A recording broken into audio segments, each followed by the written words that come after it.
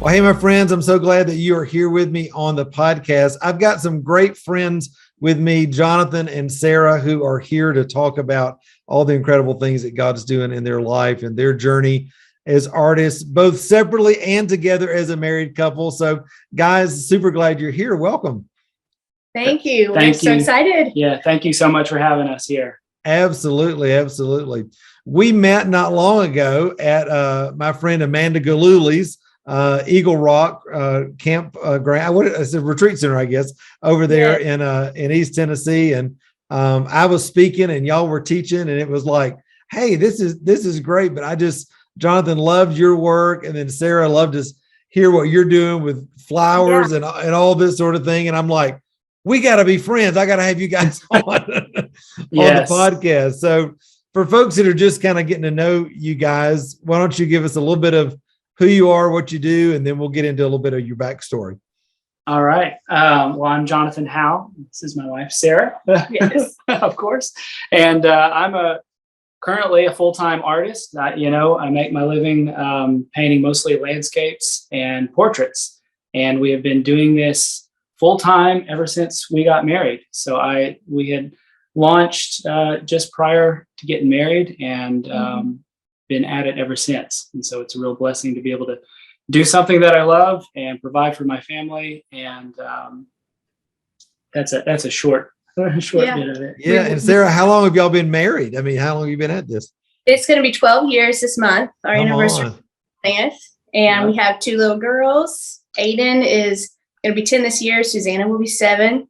And we're homeschooling. So we get to, he works from home, self-employed. I get to help. And we just spend our days at home enjoying all the creativity and all the family life and everything. Yeah.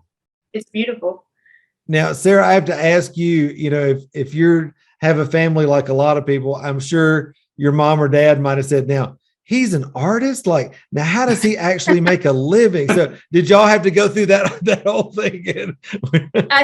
I think more so probably my father would have been the one keeping his eyes out on Jonathan and making sure that he would be able to provide for the family. My mom is an artist. She gets it. She understands the art world and stuff. So I think she was more excited that I roped an artist than worried about finances. And my dad is more practical. Like, will you be able to take care of my daughter or not?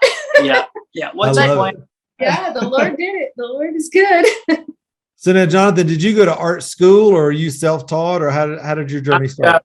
I went to Maryville College, which is a small liberal arts college, and I majored in art there and got my bachelor in arts there in 2007. And I guess I was still working actually for a wood carver at the time. So I would kind of apprentice with him through college, and I was working there. And about a year after I graduated, I was like, well, I don't have a lot of responsibilities right now. And I had gotten a few portrait commissions people were asking for. And so it's like, well, this is the time to launch out. I don't have a lot of responsibilities, so let's see if this works. I launched out. And so I'm thinking, was that about 12 years ago? Were you guys married yet, or is that?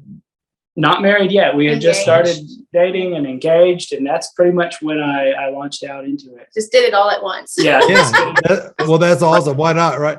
I'm just thinking back as far as time frame and everything. That was right in the thick of the economic downturn that was going on and all that time. That was actually around the time that I started doing my baskets full time because I had done that for a hobby for like 13 years. And I remember everybody telling me this has got to be God, because if you can make it during this time, you can make it during anything. So did that even cross your mind that this is like probably the most horrible time to start a business, or did you didn't know any better? And I wasn't even aware of how it would affect at that time when I launched. As I began to get into it and I began to get to know different gallery owners and different things, they were telling me, this is a horrible time, this is the worst we've seen it, and so I began to learn that, but I was like, well, I can't stop now. If I can make something happen now, then I should be good. God made a way. That's right. Now, Sarah, I know that you do floral work and that sort of thing. Have you always had kind of an entrepreneurial streak in you as well, or was this kind of new for you? Well, I was not obviously self-employed when I met Jonathan. I was working for a friend who was a contractor, and I was kind of site manager at different sites at the time, but always loved the idea of entrepreneurship and self-employed. And I do think I'm very much a visionary. Jonathan, I was just actually talking about that recently, how really my role, even in our relationship in his business, is I'm always full of the ideas. We can try this. Let's do this. Let's branch out. Let's try something new. And so that fuels my passion. That's just how I tick. Yeah. So I think the Lord put us together knowing that that was a good combo right there. Yeah. And I'm more of, let's just keep doing this and hope it works out and keep doing it, and she breaks me out and says, what about this? Have you ever thought about that? And I'm like, oh, okay. Yeah. And I'm slow to change and grab hold of it. But when I do, it works. And it's a beautiful thing. I love that. I'm thinking about my relationship with Tanya. We've been coming up on 25 years in April. And, so many of those early days when we didn't really understand how marriage, relationship, business together worked and everything. The thing that, she really does, which we're kind of opposite. So I'm more of the fast mover idea person. She's more of kind of the steady, keep it in the road, administrative, that sort of thing. That really drove us crazy though with each other. I mean, did that? I'm sure you guys never went through any of that kind of thing. No, we were. No, actually, I had to, on my side, and I don't know if it's the same for you or not, being visionary and all that, I had to learn to kind of relax and take it easy a bit and kind of pace myself, almost meet his pace, so I could nudge him a little bit, but if I went too far, then it would actually slow us down. And it was a journey of faith, actually, to realize that it's not just my vision and it's not just his talent, but that the Lord wanted to combine both skills together, and figuring out how that worked was, I feel like, because we had, Aiden was born 2 years after we were married. I feel like it took about 2 or 3 years to really get into a rhythm of understanding how to do this together and what roles to play. And of course we still grow year to year. It's not like, we still sometimes have to say, wait, where do we fit in on this thing? Am I pushing too hard? Is he not quite being adventurous enough in this? How does it work? And so you have to come back to the table all the time. I feel like, I don't know. Sure. Yeah, that's so huge. I think just realizing that there is a rhythm to how you live and work together, and also not bringing it home all the time. That's our challenge, right? Is, we try to cut it off at 4 or 5 o'clock in the afternoon and be like, okay, I'm husband, you're wife, let's be married and let's not be business owners right now, but that is so true. Yeah, definitely early on, I wasn't great at that. I would be thinking business and work all the time, and that wasn't great. And I've learned a lot better now that I can cut it off and just be part of the family and enjoy. So Jonathan, I love it. 12 years in business and married and all this sort of thing. You guys have learned a lot along the way, I guess, about how business works for you and what kind of a rhythm that works for you. I know when I first started doing my baskets, everybody that I knew that was in the fine craft world was on the road doing shows and that sort of thing and teaching a lot. So I kind of jumped into that and was doing a whole bunch of stuff that was working, but it wasn't working for me necessarily. Yeah. What does life look like right now as far as the rhythm that you guys are finding, as far as the way you're selling your work, how clients are coming to you, that sort of thing? And because everybody's business, looks different. Yeah. It does. To get to where I am presently, I wanted to share just a little bit how I got to where I am now. Yeah. And that, when we first started out, freshly married, I had started to sell my work to my landscape paintings to an art dealer. He had approached me and said, hey, would you like to do this? And so I began selling my paintings solely to him pretty much. And it became this crutch. He would buy a certain number of paintings a week, basically, and then resell them at other places. And I knew that, I could get a paycheck. And so that's faithful. So I'll just keep doing that. And I totally got in a complete rut and just trapped doing that one thing, and almost became like a factory kind of. Yeah. But it was that comfort zone. And I remember it was actually her father, her grandfather, preached a sermon on faith one Sunday, and it was the ticket to what I needed, that gift of faith to say, okay, I can step out. And I started to see that this businessman wasn't dealing honestly either, and so I knew I had to get out of it. Yeah. And so I like that step of faith to say, I can step out and trust the Lord. He's going to provide my needs, to cut off this relationship and allow the Lord to provide and expand business in different ways. And that was one thing that totally changed the way that we function as a family, that we function in the art business, because I was no longer trapped in this one thing. Yeah. And it began to really expand my creativity, expand horizons, and the Lord always provided through it. We were never lacking in that. Yeah. I think so many of us have been through those things where we have one thing that's working really great until it's not. And then, and then you're like, oh crap, this is not working anymore. Or this doesn't work for me anymore. How do I get out of that? And I think that's one of the things I really have always tried to focus on in my business, but also what we teach in the mentoring program is this kind of multi-channels of marketing and multiple streams of income, so that if one of them isn't working, or you don't want to do it anymore, or if it dries up, that your whole business isn't drying up. And Sarah, I know that kind of approach probably for you as a mom with kids at home and that sort of thing. you enjoy that kind of security as well as Jonathan, right? Oh yes, one of my favorite things to do, actually. And I feel like we do it once a year. If I could do it weekly and love it, but is I kind of try to, it's almost like I'll draw it on paper, almost like a pyramid. And I'll say, what is our first priority for this family? And first priority obviously is always our relationship with God, and then we realize marriage, and then family. And then where does business fall in that category in this list of priority? And it doesn't always mean that what is at the top of that pyramid gets the majority of time, but it does allow us in our business to decide what is a yes and what is a no, because if it takes away, or if it affects what is a priority in a negative way, then clearly the answer would be a no. Yeah. If it does add to what is a priority in our family life, in what God's called us to, then it's clearly a yes.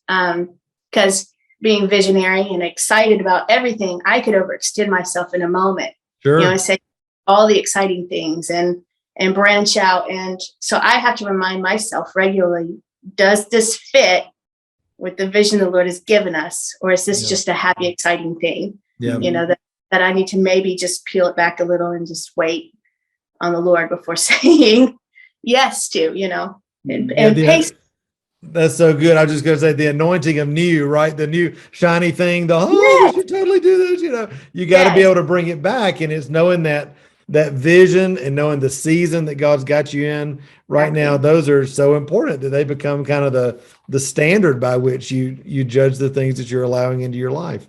Exactly. It's so important to figure that out. And before I figured it out, it's just discontent and it's unthankfulness. And I don't think you can prosper very well if you're just grasping at everything, So getting focus set and saying it's okay to have a few lanes and not a million lanes. It's okay. That's healthy, Yeah. I often tell people, it's kind of like a river. A river is powerful because it has banks, because it can be directed, but otherwise it's just a flood, right? Yeah. A river without banks is a flood and it's just a mess.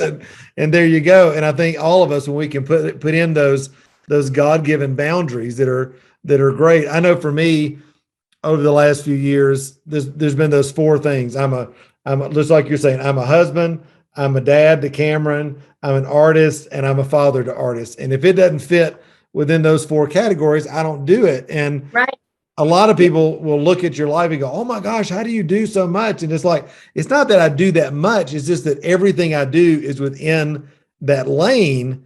And so you get this real power and momentum behind that. And that's what I hear y'all saying as well. That's exactly. Yeah. I love how you word that. That's perfect. That's exactly it. Yeah. Yeah. Yeah. Absolutely. And I can definitely get into, like I talked about, just these lanes of, but that was the stepping stone, was breaking free of that one lane that I was in, and that opened up different lanes for us in the business and creativity. Doing different art shows, which branched into also prints that we were doing, and that was providing, and then leading into workshops and other areas. And the sky is the limit, in what we're doing, and we don't feel closed off from any area. So Yeah, that's so good. So you're working at home right now, Jonathan. Do you have a space like on your property or in the house, or what does that look like for you guys? And how are you managing that with babies around, kids around, and all that? Right. We do have a home with and it has a garage, attached garage, and it was like made for me. It's got north light windows all on one side. Perfect. I have this nice daylight, and I can shut the door, so the kids, and Sarah's doing school and teaching the girls and stuff, and they pop in here and there throughout the day, but I'm able to close it off and really focus. And so most of my days are in there painting. I am in there painting, creating, and then balancing that also with different aspects of the business side of marketing and making phone calls and doing that kind of thing throughout the day. So it's great. I love to be able to be home and watch my girls grow up. So that's a blessing.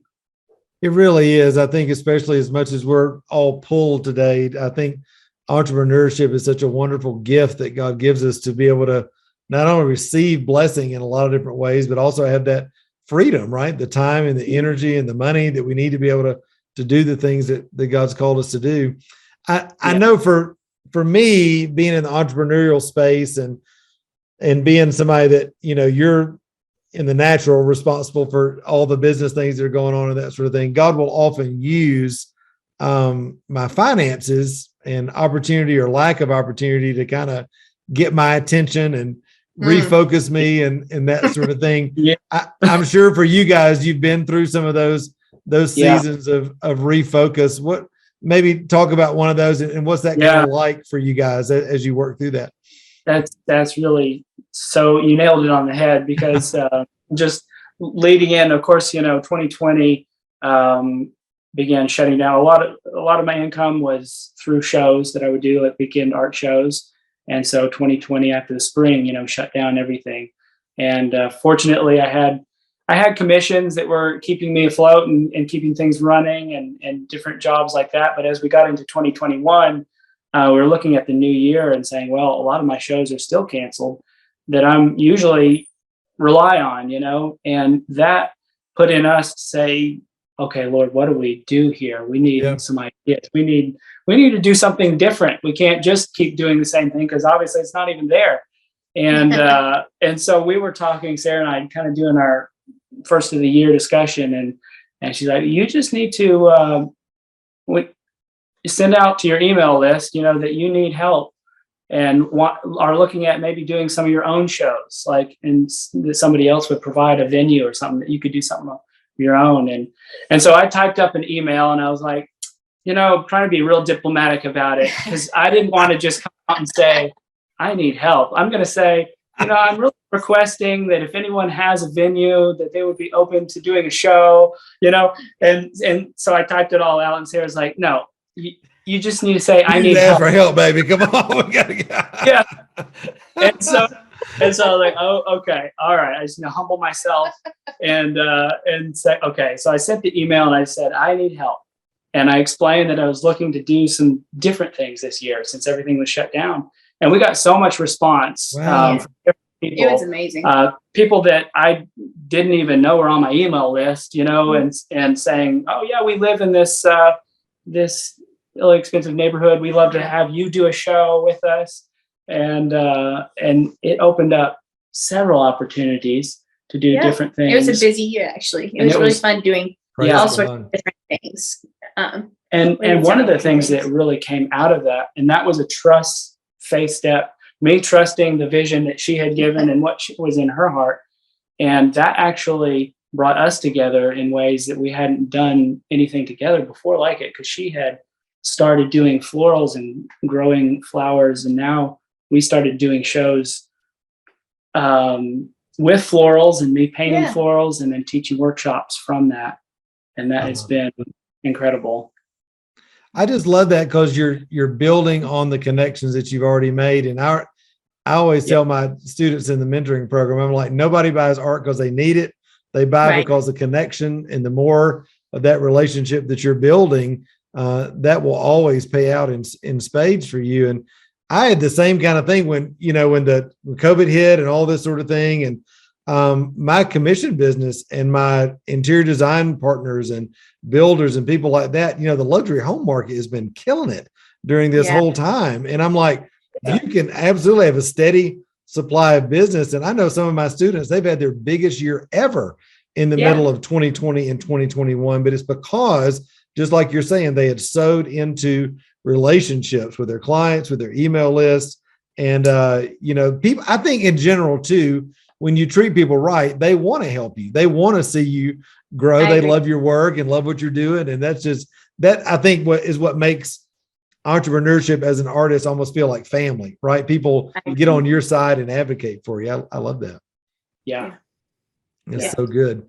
So Sarah, what are you doing now? You're growing your own, I don't know if you know this. I'm a huge flower gardener. I'm like, I'm with your garden. Yeah. So what are you doing with all that? Because I know, Jonathan, you love painting florals and landscapes and all that. And so now you're growing them there at your home, or what? Yeah, we live on just 1/4 of an acre. However, I have been able to have a pretty extensive flower garden the last 3 years. Wow. So I don't know if you grow dahlias, but that's the primary flower I have grown the last few years. And each flower will triple or even more in the volume of flowers you can have each year. Yes. So I'm excited this year. My garden is tripled. So I'll have dahlias and zinnias and a lot of cut flowers, and we're tilling new beds. We're going up the side of our yard now. I mean, so the whole yard, pretty much all flower beds. And I have dreams for it, plenty of vision for it. What is we're going to do with it? But now, do you have to take the tubers up every year, or do you leave them in the ground? Yeah. Yep. And you separate them and you store them. And, we might have to build a second story to this house just for dahlia tubers. I love it. My kind of woman. Yes. I love that. Well, it's just beautiful though to see the Lord bring the two things that you love together and to receive income from that. And I just love that. Because so many people, guys, I think that being an entrepreneur is hard and you got to struggle and all this kind of stuff. And it's like, you're just a beautiful example that you can absolutely do what you love. You can honor the gifting in each other. You can love Jesus and live this beautiful life. I mean, that's the kingdom, right? And it's exactly what it is. It is so the kingdom. And sometimes I pinch myself saying, is this our life? But it's such a heart, it's my heartbeat for people to understand that that's what the Lord desires for us, is to have and live beautifully. It's not supposed to be a daily sweat grind where you're miserable just to pay the bills. The Lord has plans and purposes for our lives. And, so much is just come naturally by saying yes to things that you love, love to paint, say yes to painting. I love flowers. I say yes to flowers. And, there were many years where that was a splurge, or it felt like a splurge. Should I be doing this right now? And the Lord turns it for good. I mean, the Lord delights in those things.